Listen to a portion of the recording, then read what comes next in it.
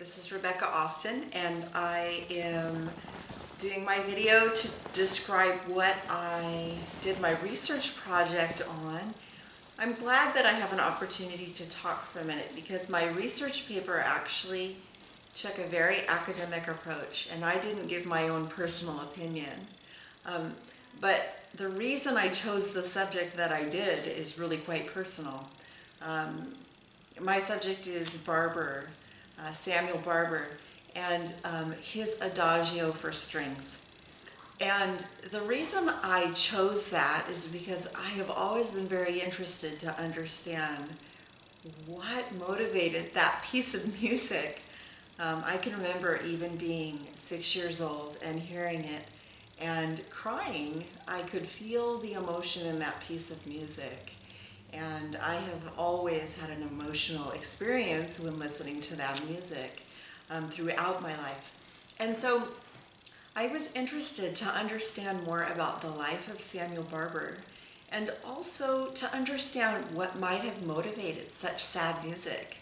In 2004, the BBC show called Today, they ran a little poll. They wanted to determine what was the saddest music ever written. And by a landslide, Barber's Adagio for strings won that competition.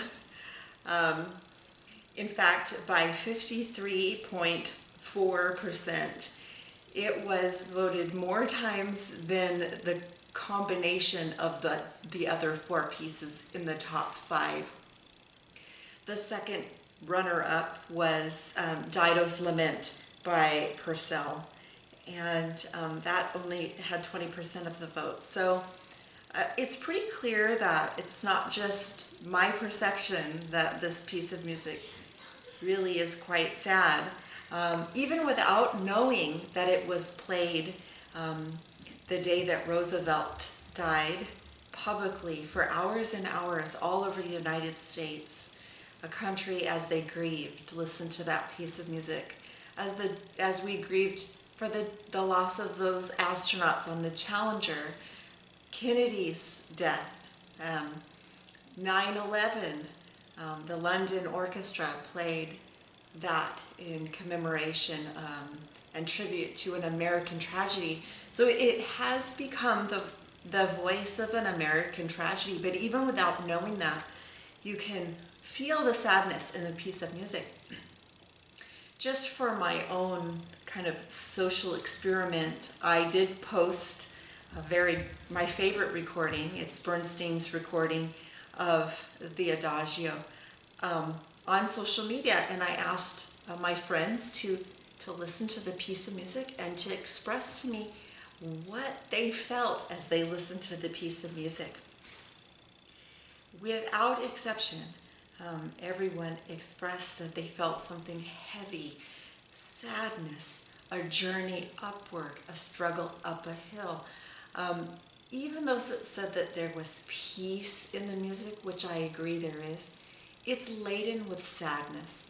And so I was very curious to learn about what caused this sadness.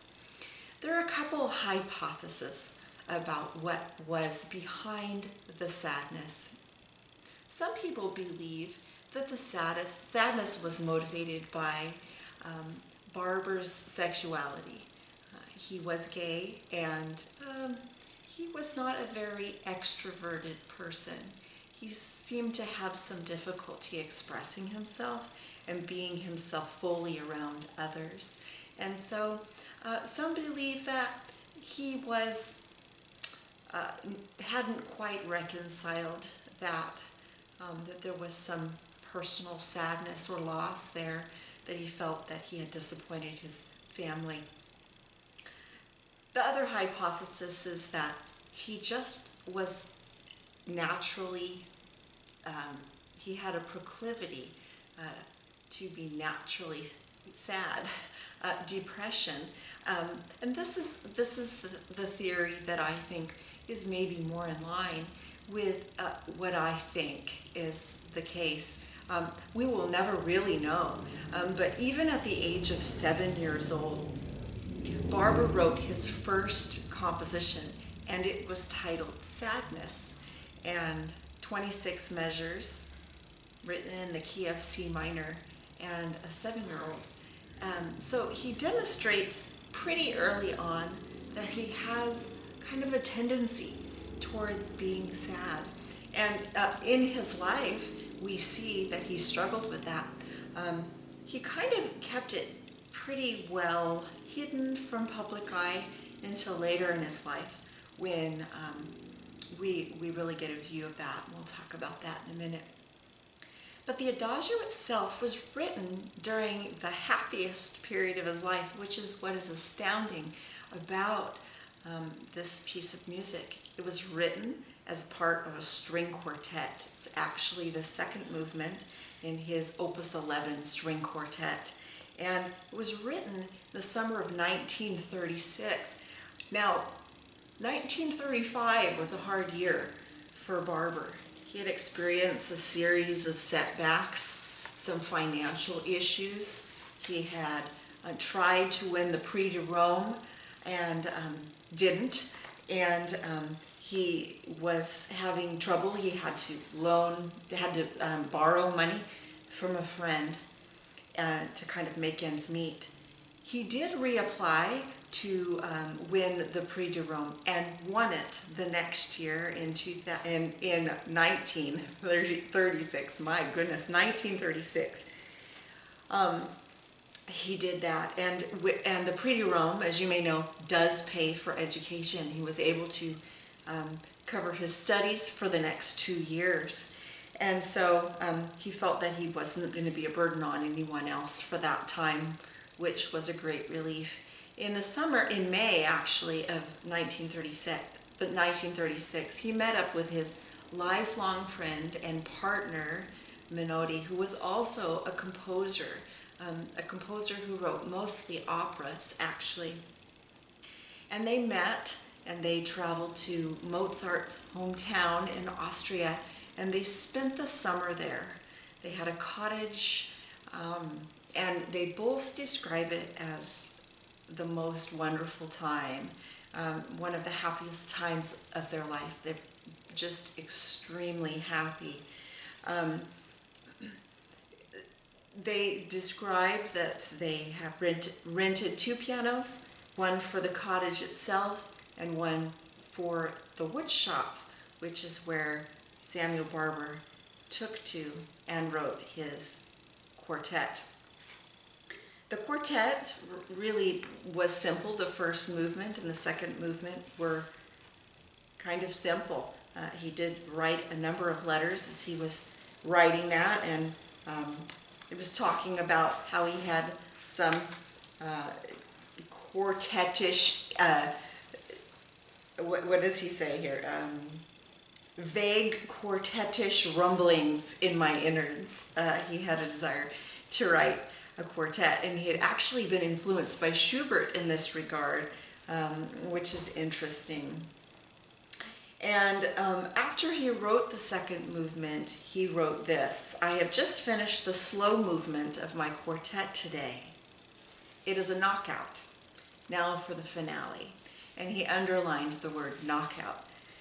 He struggled with the third movement, however. He wrote it and struggled with it. It delayed the premiere, which was it was premiered by the Curtis String Quartet.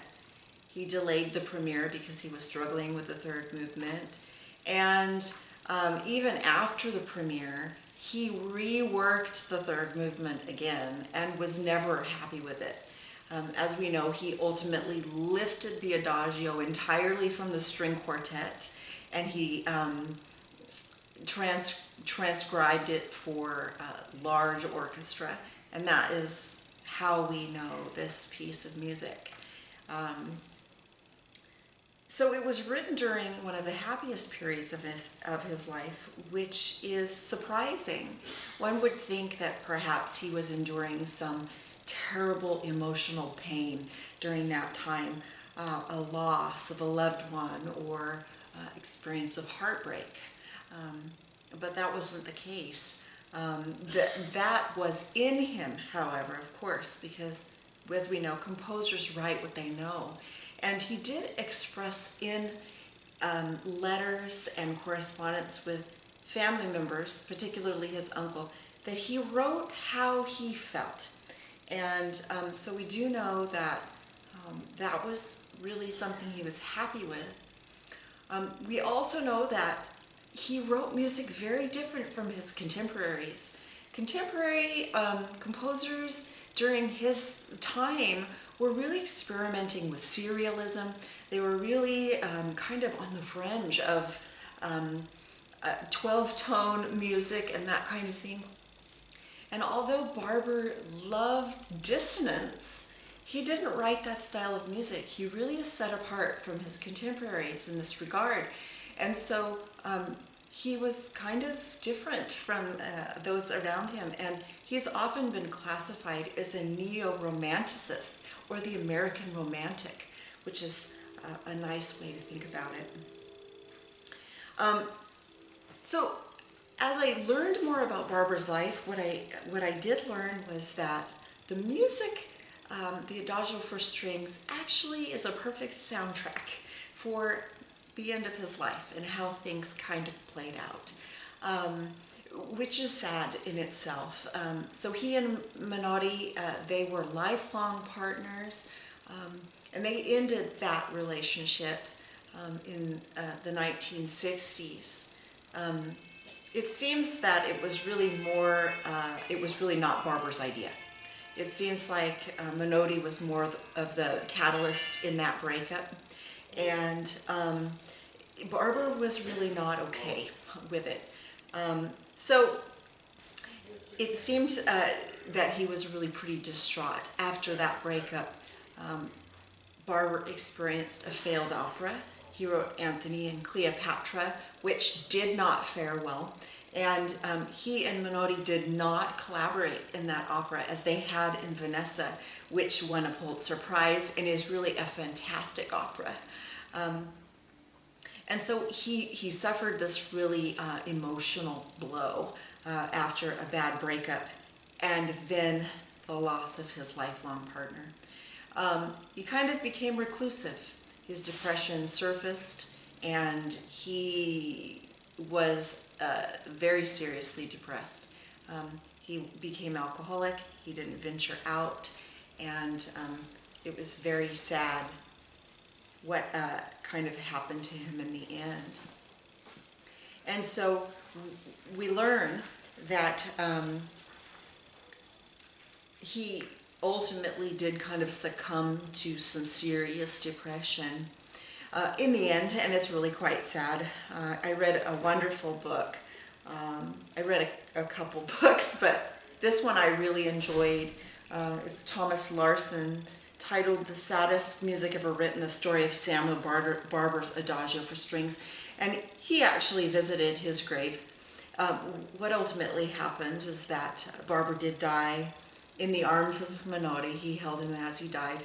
And it was Barber's wish that they were buried together. He had bought a plot next to him for that purpose. He had kind of hoped that even though they had broken up, that they would be reunited in death, so to speak, that they would be able to rest in peace next to each other. Menotti died in 2007, and he did not choose to be buried next to Barber. And so the plot was empty as he visited, which is it's perfect for the sound of music that we're kind of getting from the Adagio. It almost seems poetic. However, there was erected a sign that says, "In the memory of two friends." And so I enjoyed this opportunity to learn a great deal about Samuel Barber and his life. I love his piece of music, the Adagio for strings. If it's been a little while since you've listened to it, listen to it. And give yourself the opportunity to relive that piece of music again. I enjoyed the opportunity learning about it and the life of Samuel Barber.